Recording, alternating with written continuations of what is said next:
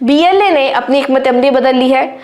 پہلے security forces کے ساتھ جھڑپیں کرتے تھے، اب یہ سافٹ ٹارگیٹس کو ہٹ کر رہے ہیں. یہ ایک بزدلانہ اور سفاکانہ طریقہ کار ہے جس کا مقصد صرف اور صرف خوف اور دہشت پھیلانا ہے.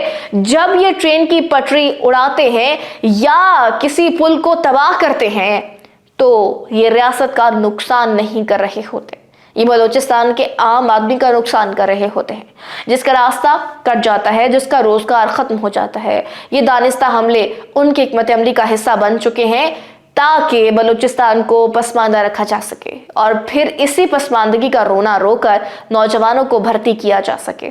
یہ تنظیم سیاسی محرومیوں اور عوامی مسائل کے نام پر وجود میں آئی تھی، لیکن اب اس نے تحریک کو مکمل طور پر دہشت گردی کی شکل دے دی ہے.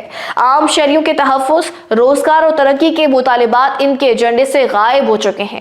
ان کا ایجنڈا اب صرف تباہی ہے. یہ لوگ سی پیک اور دیگر ترقیاتی منصوبوں کے دشمن کیوں ہیں؟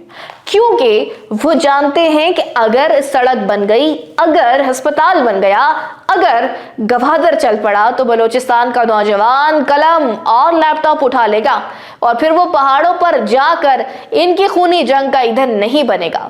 اس لیے یہ ترقی کے ہر راستے میں بارود بچھاتے ہیں.